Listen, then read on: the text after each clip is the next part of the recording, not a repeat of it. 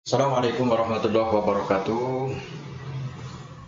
Ya, pagi ini kita jumpa lagi di mata kuliah filsafat ilmu. Mata kuliah filsafat ilmu pertemuan yang kedua. Hari ini kita akan membahas tentang konsep dasar filsafat ilmu. Sebelumnya saya akan membahas tentang sejarah filsafat gitu ya, dari mulai Yunani.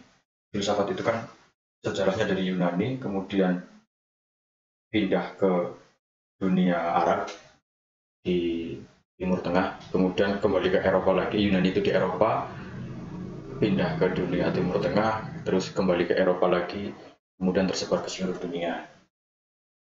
Kemarin saya sudah menyebutkan tentang seorang tokoh yang namanya Socrates. Socrates itu beliau orang yang suka diskusi, gitu ya, suka diskusi, orang yang rendah hati, suka diskusi dengan anak-anak muda waktu itu. Sebetulnya pada waktu itu sudah berkembang atau sudah terkenal adanya kaum atau sekelompok orang yang menamai dirinya sebagai kaum sofis gitu. Mereka itu apa ya, orang-orang yang cerdik, suka dengan debat, suka dengan debat, retorika, ilmu yang dikembangkan itu retorika. Jadi mereka itu arogan, ya tidak disukai gitu intinya itu. Jadi ketika Socrates waktu itu oleh murid-muridnya disebut sebagai sofis atau orang yang bijaksana, beliau berkeberatan. Saya bukan sofis, saya hanya pecinta kebijaksanaan, filosofia itu. Dari situ awal mula istilah filsafat ya. Sebetulnya di Yunani pada era klasik dulu, Yunani kuno, itu di Yunani kuno banyak sebetulnya tokoh-tokoh yang memahami filsafat gitu ya. Ada Pitagoras, ada Plato, Plato sudah jelas ada Pitagoras, ada Anaximandros, ada Anaximenes, ada Zeno, ada Anaxagoras, ada macam-macam. Itu tokoh-tokoh filsafat di Yunani kuno waktu itu. Nah, salah satunya itu Socrates. Kemudian Socrates punya murid Plato. Kemudian Plato punya murid Aristoteles. Di samping Plato dan Aristoteles, Socrates juga ada murid namanya Plotinus. Plotinus. Jadi nama Plato itu di Yunani kuno kemungkinan nama yang terkenal gitu ya. Kalau di sini gitu ya Slamet lah atau Muhammad Ahmad gitu ya. Jadi kalau kita mengulik sejarah filsafat pemikiran di Yunani kuno itu, kita akan menemukan beberapa nama Plato. Ada yang Plato dari Kreta, ada yang Plato, Kreta itu nama pulau ya. Ada yang Plato dari mana, dari sini. Itu dari pokoknya banyak gitu. Ada beberapa nama Plato yang terkenal. Nah, Plato jadi nanti intinya filsafat Yunani kuno itu berkembang atau tingkat atau puncak perkembangannya ada di mereka bertiga itu, ada di Socrates, Plato, dan Aristoteles. Socrates tidak pernah menulis buku, beliau hanya hobinya atau kebiasaannya itu nongkrong di alun-alun, menceritakan, mengajak diskusi orang-orang setempat waktu itu gitu ya, anak-anak muda yang nongkrong di alun-alun. Kemudian ada muridnya, salah satu muridnya itu namanya Plato. Nah, Plato ini yang kemudian menulis buku.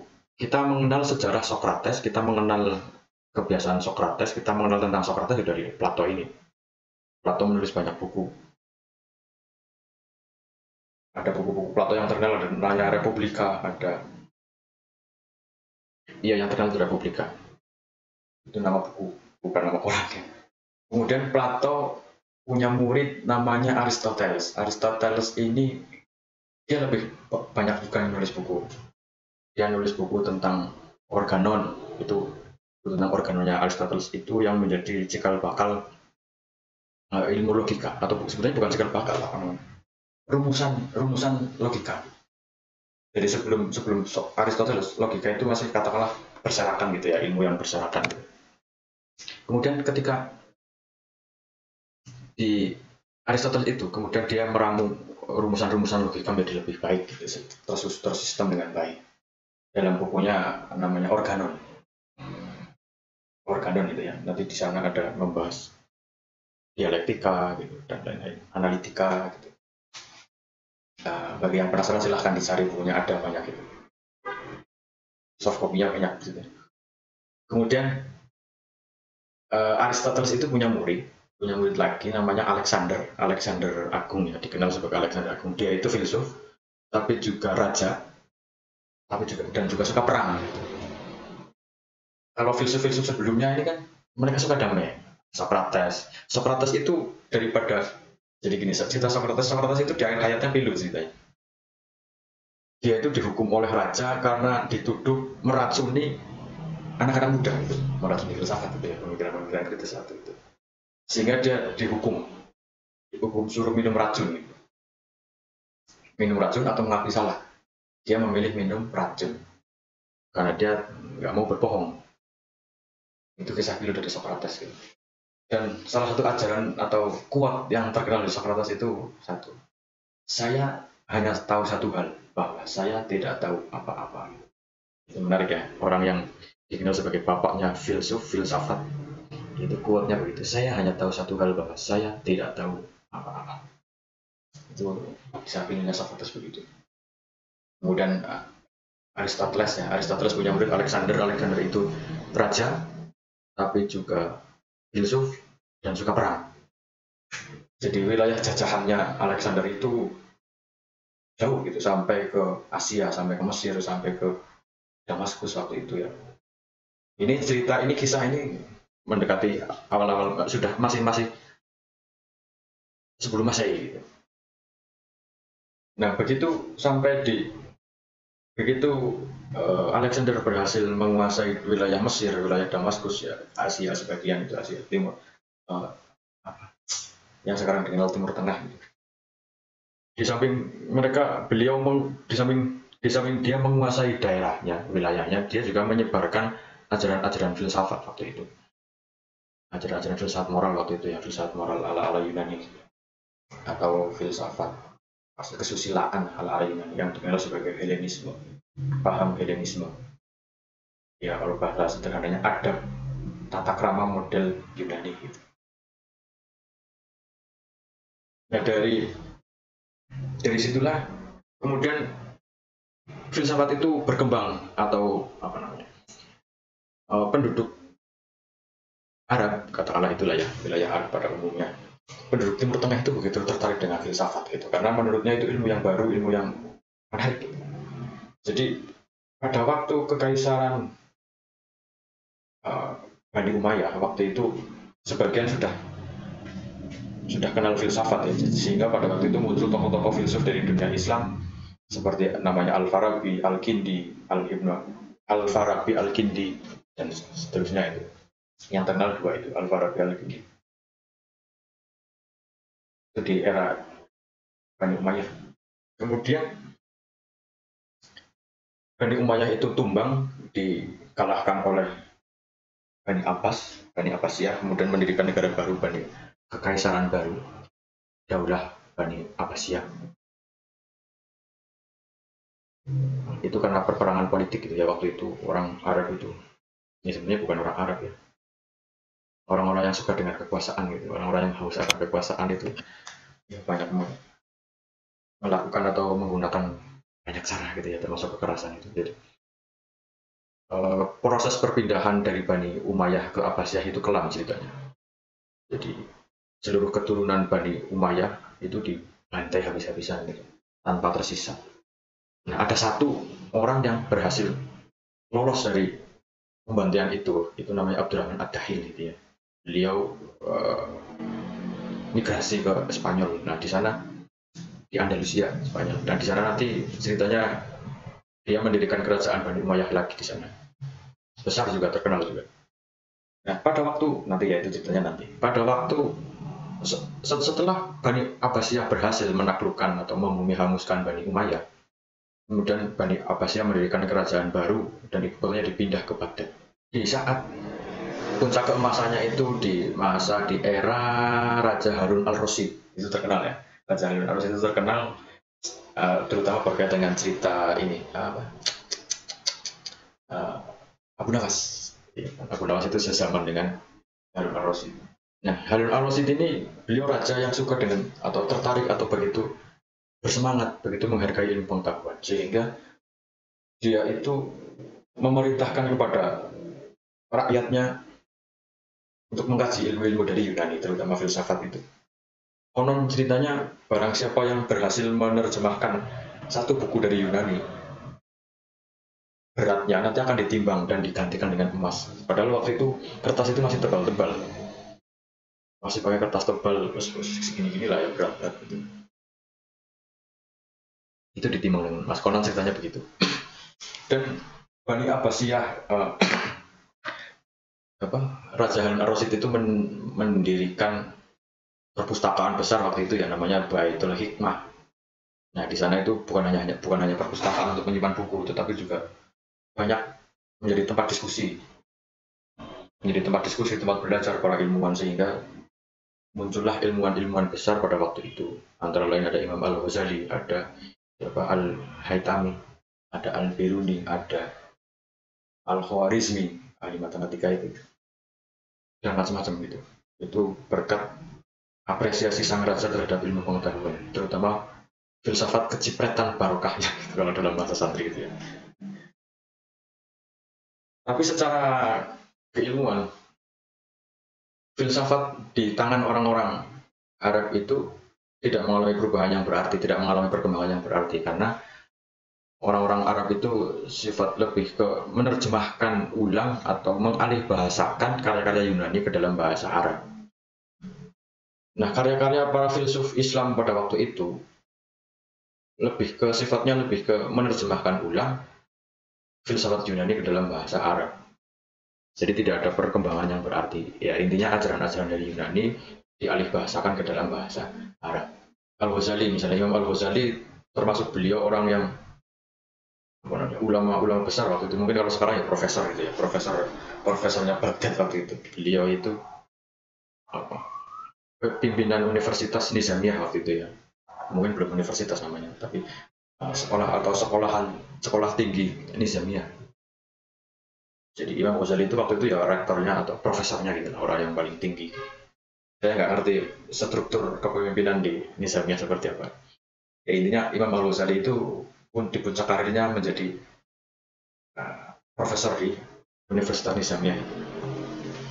Dia menulis banyak buku, salah satunya ada dua buku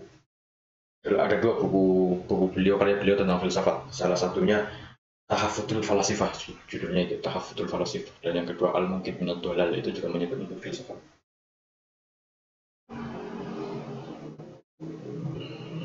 Tahaffutul Falasifah itu kalau diterjemahkan ke Indonesia menjadi kerancuan filsafat atau blundernya filsafat gitu ya, bulatnya filsafat. Itu kritik Imam Ghazali terhadap filsafat Yunani sebetulnya, yang itu mengarah kepada sindik atau ateisme.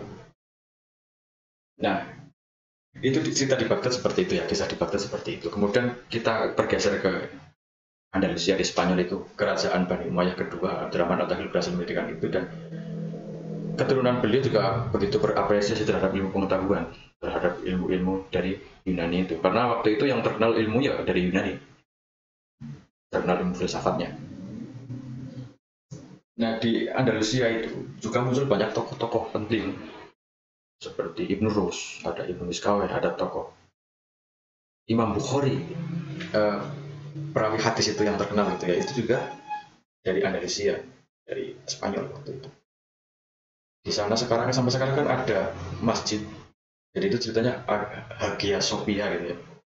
Dulunya masjid menjadi gereja, menjadi tempat rekreasi, kemudian berubah jadi masjid lagi gitu. Itu ceritanya unik gitu.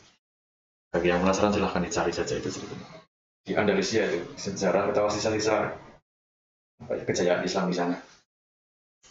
Nah, tokoh penting Ibn Rus itu ya, kita hanya fokus ke filsafatnya. Ibn Rus itu beliau juga menulis banyak buku filsafat. Beliau begitu tertarik dengan Aristoteles, filsafat Aristotelian. Beliau terkenal sebagai pembela Aristoteles gitu. Begitu, karena dikritik habis-habisan oleh Imam Al-Ghazali. Nah, Ibn Rus ini pembela paling tangguh gitu bagi filsafat Aristoteles. Beliau menulis buku Tahafut gitu, kritik balik terhadap karyanya Imam Al-Ghazali. Tahafut itu blundernya atau rancunya kitab tahafutnya karya Imam Al-Ghazali. Disitulah uniknya filsafat begitu ya. Padahal secara apa, Ibnu Rus dan Imam Al-Ghazali itu belum pernah ketemu. Jadi begitu Ibnu Rus kecil lahir, itu Imam Al-Ghazali sudah meninggal. Jadi mereka hanya berperang melalui karya gitu ya. Seolah-olah ramai gitu. Ibnu Rus mengkritik filsafat Yunani, Imam Al-Ghazali mengkritik filsafat Yunani, kemudian Ibnu Rus mengkritik balik filsafatnya Imam Al-Ghazali atau argumentasinya Imam Al-Ghazali gitu. Kalau itu sekelumit sejarah filsafat ya, pergeseran filsafat dari Yunani ke dunia Islam. Nah, pasca Ibnu Rus itu, para peneliti sepakat menyebut bahwa pasca Ibnu Rus, filsafat di dunia Islam mengalami kemunduran. Karena ilmu yang berkembang setelah itu hanya fikih, tasawuf, ilmu-ilmu keislaman gitu ya. Filsafat itu bergeser ke dunia Eropa. Terlebih setelah keruntuhan kerajaan Bani Abbasiyah. Jadi dulu waktu Bani Abbas merintis kerajaannya, itu kisahnya tragis ya, pakai kekerasan. Di ujung karir kerajaan Bani Abbas juga pilu juga itu. Jadi seluruh kota Baghdad saat itu digempur habis-habisan, 40 hari 40 malam konon ceritanya dulu. Dibakar, dibumi hanguskan sampai selama 40 hari 40 malam. Perpustakaan Baitul Hikmah itu yang koleksinya jutaan itu dibakar, sebagian dijarah, diboyong ke Eropa. Konon ceritanya buku yang dijarah itu, sebagian kecil yang dijarah itu bisa ditata di atas sungai itu untuk menyeberang kuda gitu. Asik sekali. Itu mungkin kita jangan bayangkan buku setipis ini, segede-gede ini gitu. Buku yang ketika diletakkan di atas air itu ngambang gitu. Itu hanya sebagian kecil yang disita ya, yang sebagian banyak sudah dibakar itu. Nah, disitulah kita generasi sekarang mengalami keterputusan informasi secara lengkap mengenai sejarah masa lalu dari terutama filsafat Yunani gitu. Informasi yang kita dapatkan seputar filsafat Yunani, ilmu-ilmu dari Yunani ya sebatas informasi yang yaitu tadi buku-buku yang berhasil dijarah ke Eropa gitu. Buku-buku yang sudah di bumi hanguskan, kita nggak tahu isinya apa, informasinya apa, kita nggak ngerti. Nah, kemudian setelah kejadian itu, Eropa mengalami kebangkitan gitu. Jadi di saat dunia Islam mengalami kejayaan, terutama di era Abbasiyah itu, di Eropa itu mengalami zaman kemunduran. Ya betul-betul mundur. Di sana nggak ada listrik, orangnya bodoh, kumuh, tidak terdidik dan sebagainya. Pokoknya kegelapan gitu.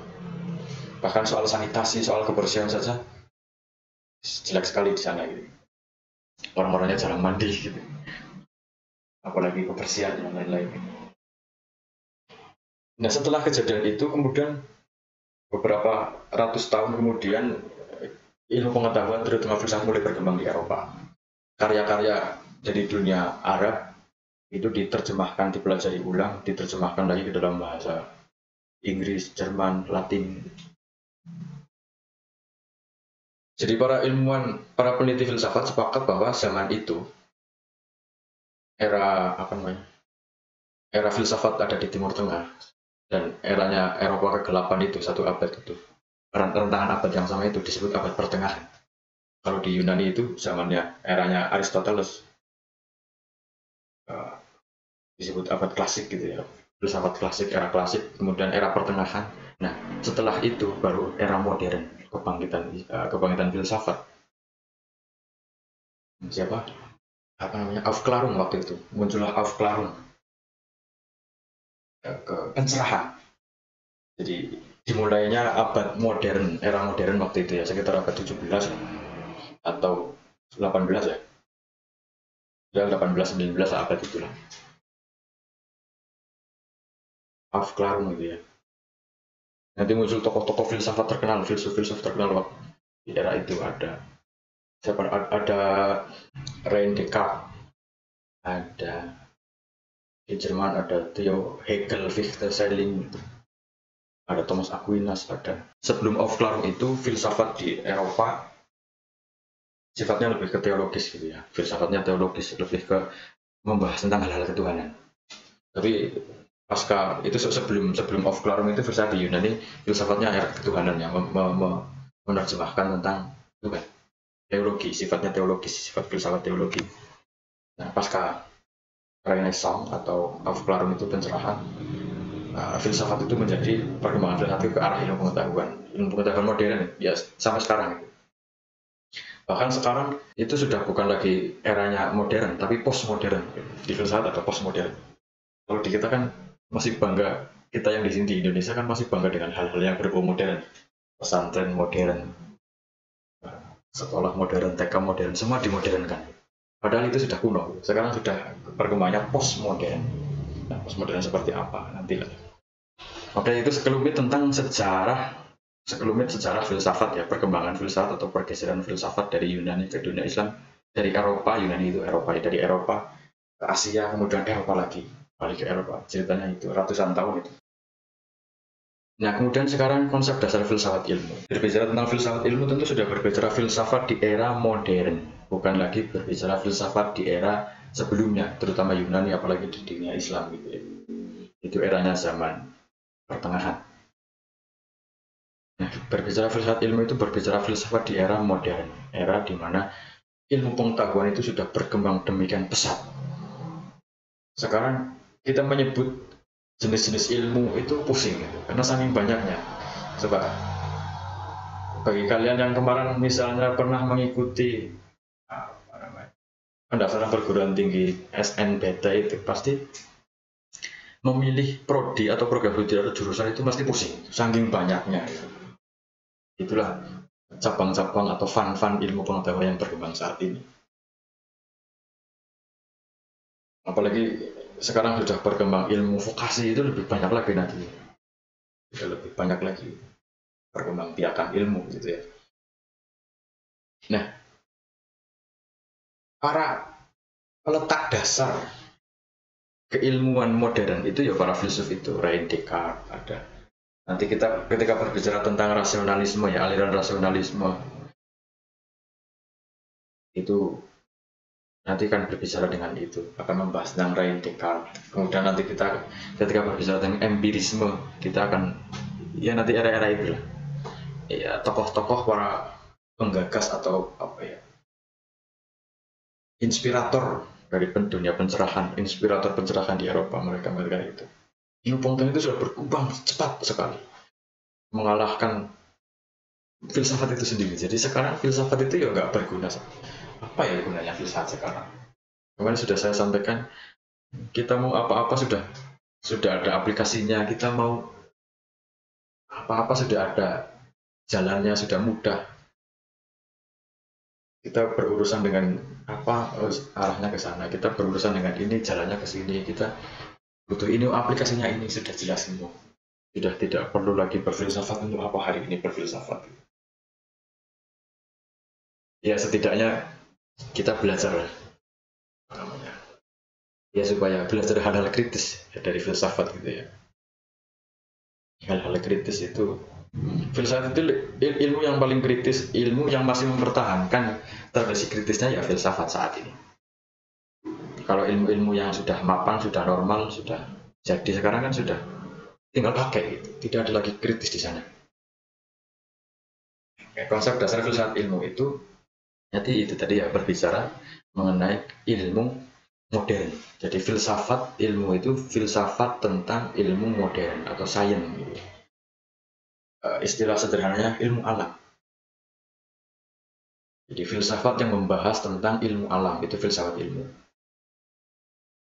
Kalau ilmu filsafat nanti pembahasannya dari mulai Yunani sampai postmodern gitu ya. Bahkan semua tema akan dibahas. Tapi kalau di filsafat ilmu yang akan dibahas hanya sains, filsafat tentang sains, ilmu alam, terutama nanti di metode ilmiahnya, konsep dasar metode ilmiah. Sebetulnya yang dimaksud metode ilmiah itu apa? Maksudnya gimana? Kelemahannya apa? Itu nanti ada di filsafat ilmu. Nah, peletakan dasar peletak dasar filsafat tadi sudah saya sebutkan ya, para filsuf-filsuf yang mereka dikenal dengan aliran rasionalisme, empirisme. Nanti ada yang menggabungkan empirisme dan rasionalisme itu, Auguste Comte yang menjadi positivis. Nah, melalui pasca filsafatnya Auguste Comte itu, positivisme, itu nanti metode ilmiah mulai berkembang di sana. Jadi awalnya gini, Aufklärung, di sana ada Aufklärung.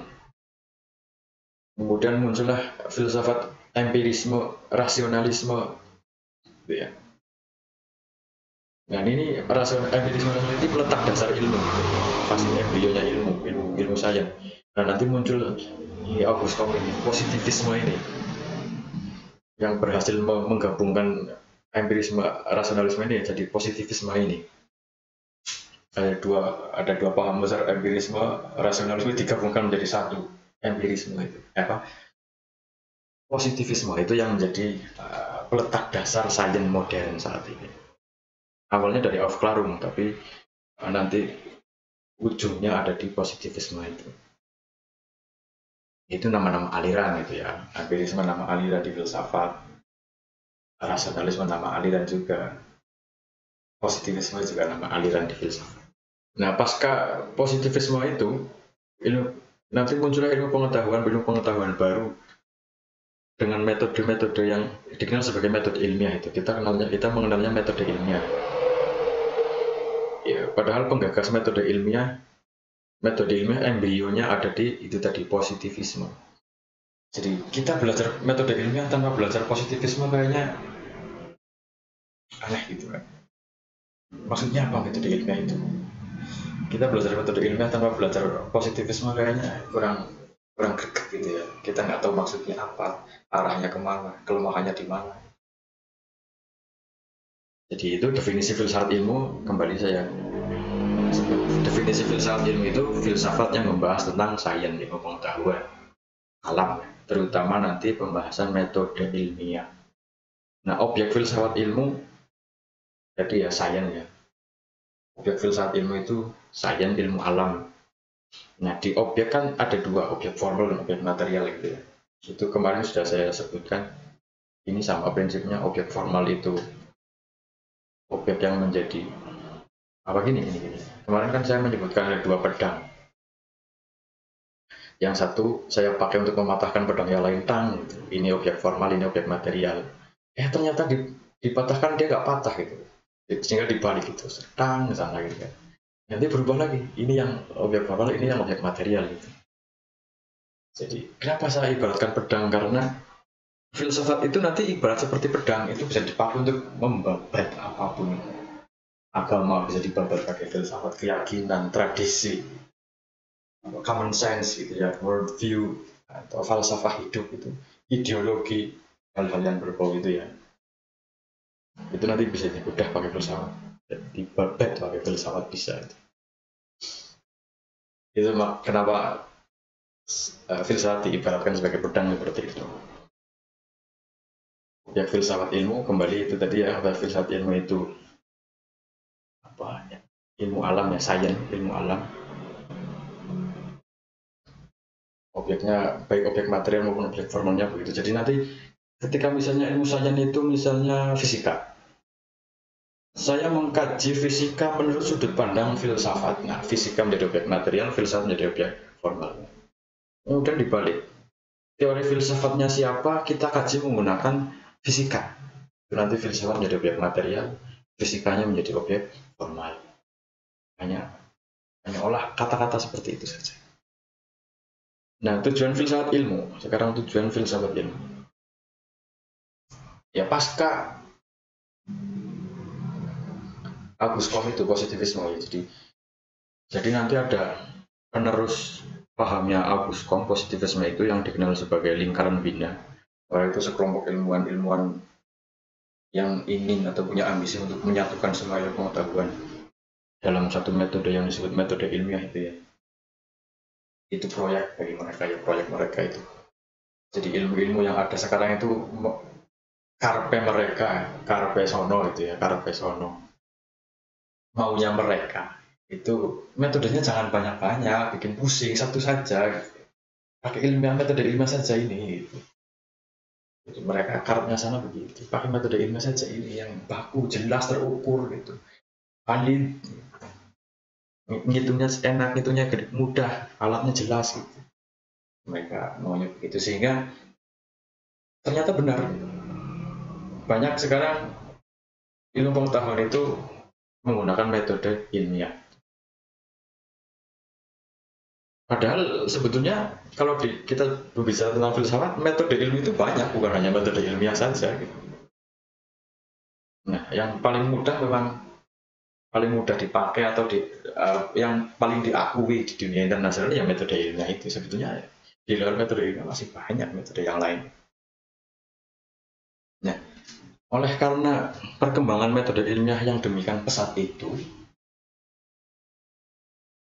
sehingga ilmu pengetahuan itu menjadi meninggalkan filsafat ya, satu itu meninggalkan filsafat.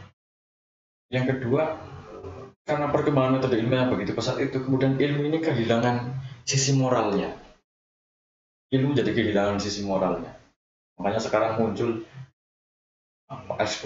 eksploitasi lahan, gitu kan.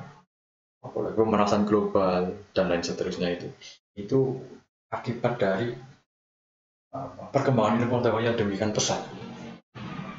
Ya, salah satu faktornya karena ilmu pengetahuan itu menggunakan metode ilmiah itu. Jadi metode ilmiah ini kan nantinya menganggap bumi ini sebagai benda mati gitu yang bisa dieksploitasi begitu saja, antara lain seperti itu.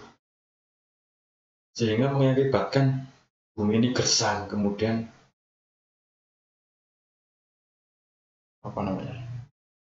ketika bumi ini muncul berbagai bencana itu ya nanti akan ditangani lagi dengan metode ilmiah yang lain gitu. Maksudnya dengan metode ilmiah lagi gitu, ilmu yang lain tapi metodenya ilmiah juga gitu.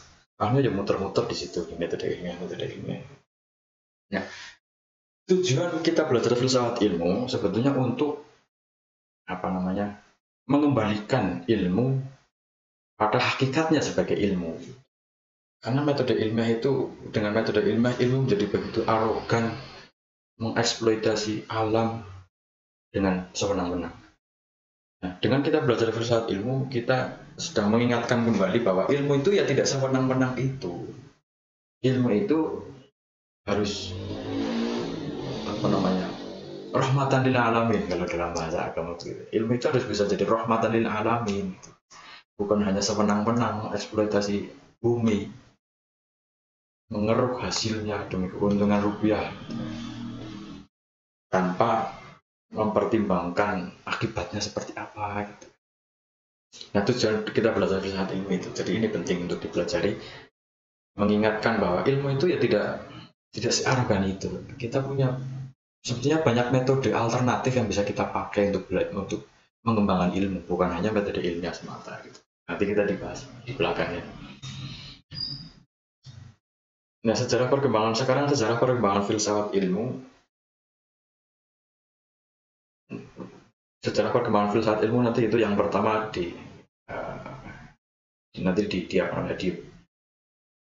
hegemoni, bahasa yang lainnya. Yang terkenal itu mereka dikuasai oleh mereka yang namanya lingkaran Wina, itu aliran filsafat. Ya sebenarnya bukan aliran filsafat, aliran sains gitu. Lingkaran Wina, kemudian nanti lingkaran Wina juga sebetulnya di sana muncul perdebatan tentang metode ilmiah. Jadi metode ilmiah pun ya metode yang bisa diperdebatkan, namanya ilmiah kok. Nanti di perkembangan filsafat ilmu nanti kita akan belajar misalnya ini teorinya siapa nanti ya. Jadi yang namanya ilmiah itu pasti bisa ditemukan salahnya. Kalau tidak bisa ditemukan salahnya namanya bukan ilmiah, bukan metode ilmiah. Metode ilmiah pasti ada sisi celahnya, ada sisi salahnya.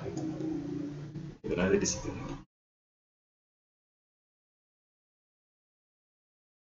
Jadi kurang lebih seperti itu ya definisi filsafat ilmu. Sudah objek filsafat ilmu itu ya tadi ilmu sains, ilmu alam. Tujuan filsafat ilmu itu untuk mengembalikan bahwa ilmu itu rahmatan lil alamin. Nah, sejarah perkembangan filsafat ilmu nanti kita akan berjalan, kita akan pelajari seiring dengan ya berjalannya perkuliahan inilah ya, nanti ikuti saja sampai akhir gitu. Nanti kita akan mengetahui perkembangan filsafat ilmu itu seperti apa, pro dan kontranya seperti apa, dan titik pentingnya dari filsafat ilmu itu apa, kelemahan filsafat ilmu itu di mana, itu nanti kita pelajari bersama. Sekian, nanti kita lanjutkan dengan diskusi saja ya. Silakan nanti kita diskusi di YouTube boleh lah ya, nanti lewat komen, tinggalkan pesan komentar atau pertanyaan di kolom komentar bisa itu. Nanti kita lanjutkan diskusi di sana boleh, atau di grup WhatsApp juga boleh.